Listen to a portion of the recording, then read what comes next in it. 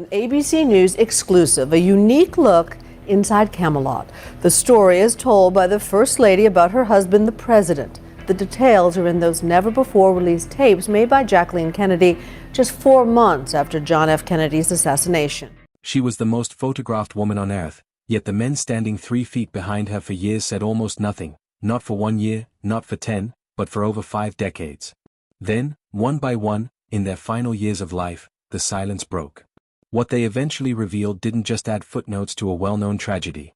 It forced historians to reopen a case the world thought was permanently closed.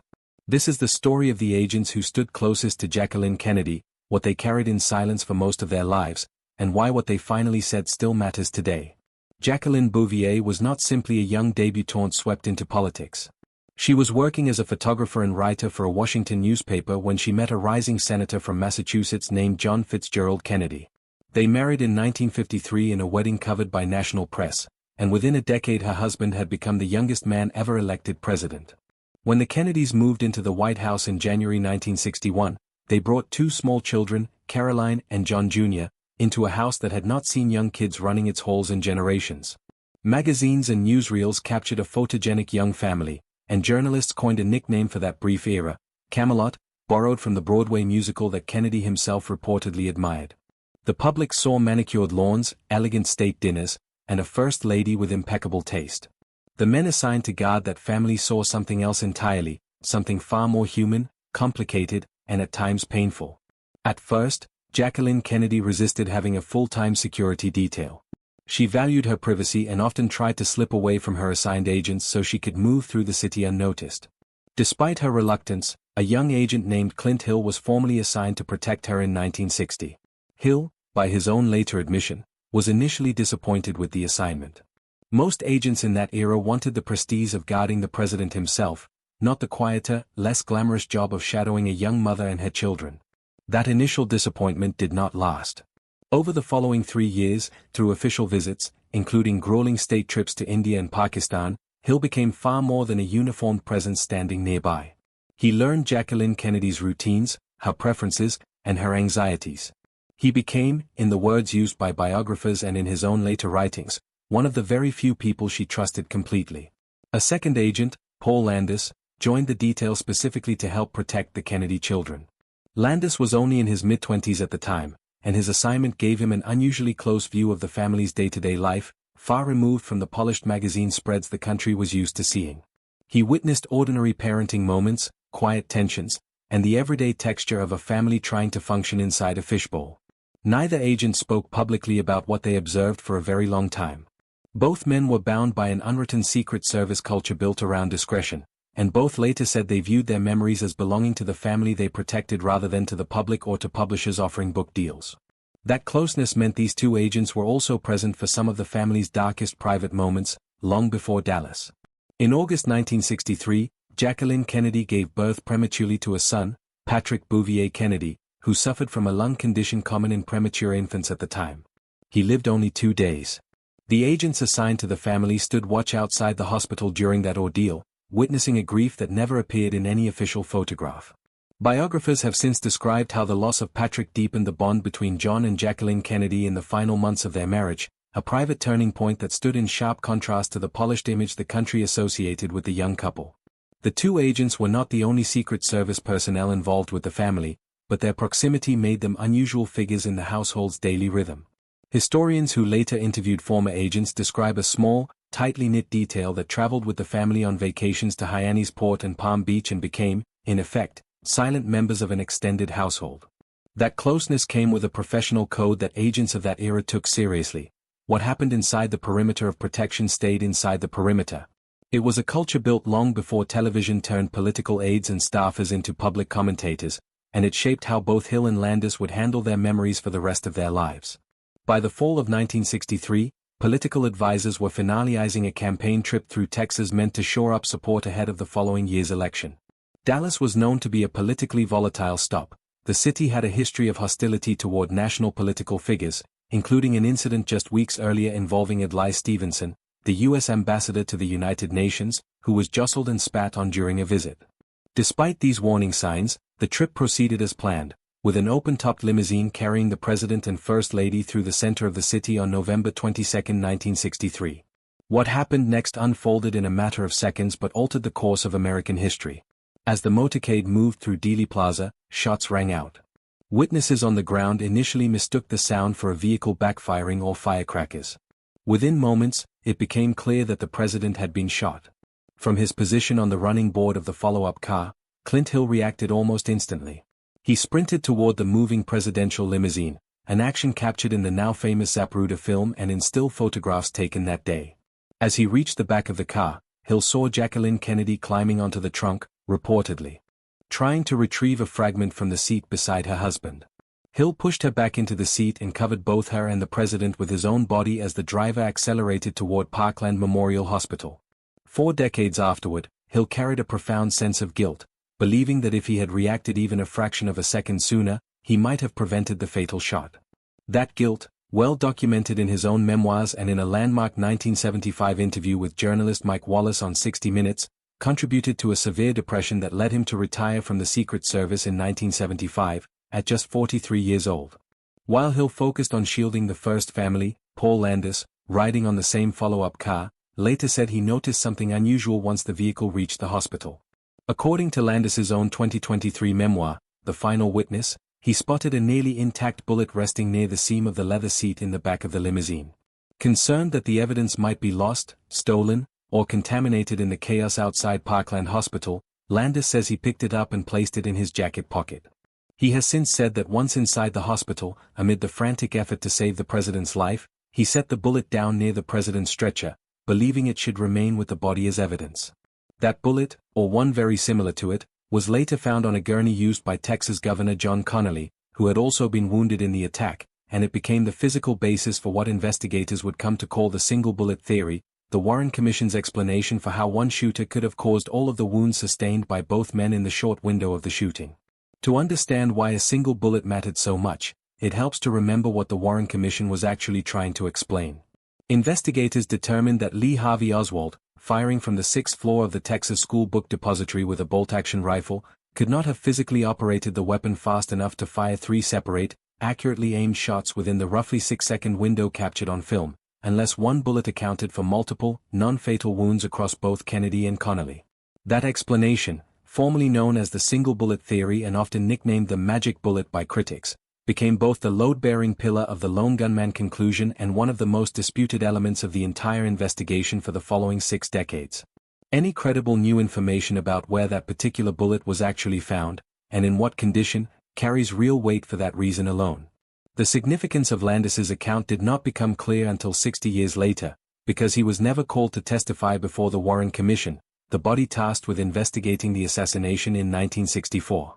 According to reporting from outlets including the New York Times, Vanity Fair, and CNN at the time of his book's publication in October 2023, Landis gave written statements to investigators but was not interviewed in person, and neither statement mentioned the bullet. As a result, an eyewitness account describing where that critical piece of evidence was actually found, inside the presidential limousine rather than on Governor Connally's stretcher as long assumed, was absent from the official historical record for 6 decades.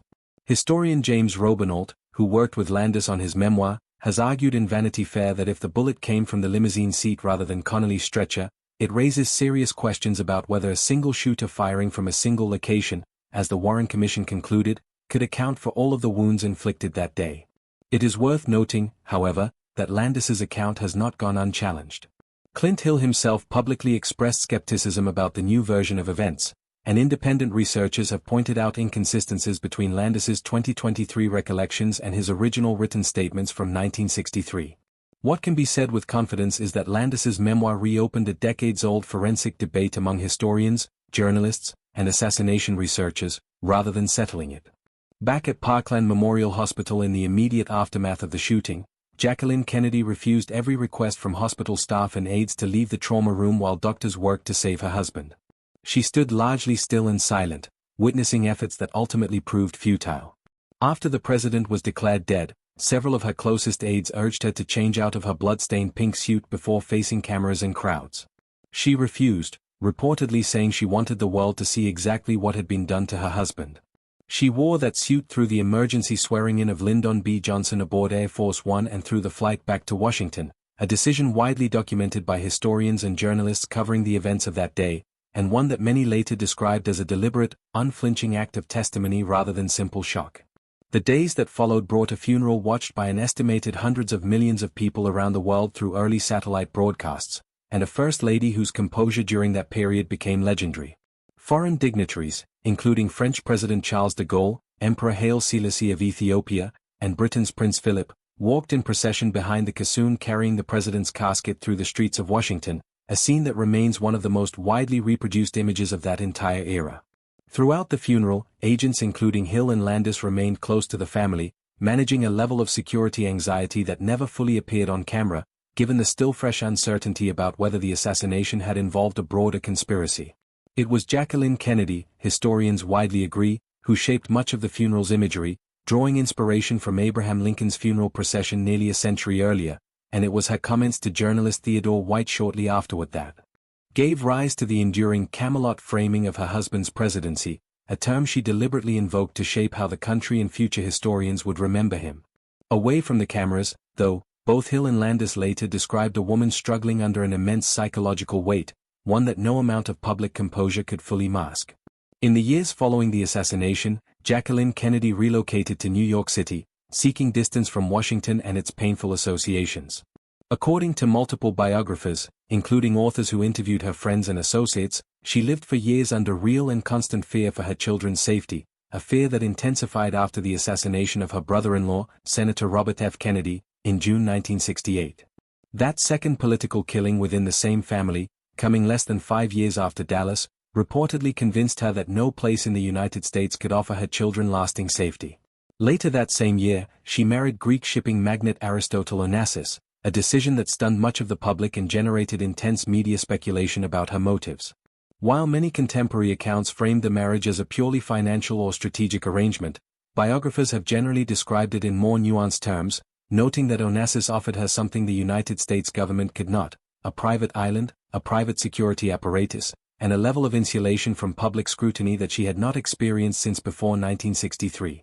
The wedding itself, held on Scorpios in October 1968, drew intense global media coverage and no shortage of public criticism. Commentators at the time struggled to reconcile the image of the composed, mourning widow with a woman who had chosen to marry one of the wealthiest men in the world so soon after her brother-in-law's death. Biographers who later gained access to her friends and correspondence have offered a more sympathetic reading, describing a woman who felt genuinely hunted, and who understood that no amount of goodwill from the American public could buy the kind of physical security a private island and a personal security force could provide. Marrying a foreign national did carry a real cost. Under federal law at the time, it stripped Jacqueline Kennedy Onassis of her own Secret Service protection, since that protection was extended specifically to the widow of a president, not to a private citizen who had remarried outside the United States government's jurisdiction. Her children, however, retained government protection until they turned 16, and records show she remained in regular contact with Secret Service leadership to coordinate their security, including requests for agents who spoke Greek, given that the children split their time between New York, boarding schools, and Greece. Even surrounded by private guards on Scorpios, friends and biographers have suggested that a deeper sense of unease never fully left her, a byproduct of trauma that no level of physical security could resolve. Jacqueline Kennedy Onassis eventually returned to New York full-time following Onassis's death in 1975, and in the years that followed she built a second career as a book editor, first at Viking Press and later at Doubleday, where she worked on manuscripts ranging from memoirs to historical nonfiction. Colleagues in publishing frequently described her as serious, engaged, and notably private about her own past, rarely discussing the events of November 1963 even with close co-workers. In 1994, she was diagnosed with non-Hodgkin's lymphoma, and she died at her Manhattan apartment on May 19, 1994, at the age of 64. Her funeral drew tributes from world leaders and ordinary citizens alike, and many news retrospectives at the time noted how completely she had managed to keep her private struggles separate from her public image, right to the very end. Clint Hill remained connected to the Kennedy family's legacy for the rest of his life. After decades of largely avoiding public discussion of November 22, 1963, he began speaking more openly in later years, eventually co-authoring several best-selling memoirs, including Mrs. Kennedy and Me and Five Presidents, with writer Lisa McCubbin, whom he later married. In these books and in subsequent interviews, Hill described in detail the guilt he carried for decades, a burden he said only began to ease in the final years of his life. Hill died at his home in Belvedere, California, on February 21, 2025, at the age of 93, having served under 5 presidents over a 17-year Secret Service career. Tributes following his death, including from the Secret Service itself, credited him with embodying the agency's highest ideals, while obituaries in outlets such as NPR and The Washington Post revisited both his heroism on that day in Dallas and the psychological toll it exacted on him for the rest of his life. Paul Landis, for his part, left the Secret Service in 1964, less than a year after the assassination, and built a career entirely outside the world of security and politics. For nearly 6 decades he rarely discussed what he had witnessed, later explaining that he had not read the Warren Commission's report or engaged deeply with assassination research until well after its 50th anniversary. His decision to finally share his account in The Final Witness, published in October 2023, made headlines across major outlets specifically because of what it implied about the physical evidence at the center of the single bullet theory, evidence that underpins the Warren Commission's central conclusion that one gunman acted alone. Reviewers and historians who examined Landis's account have offered a range of reactions, from cautious interest to open skepticism, given the inconsistencies between his current recollections and his statements from 1963.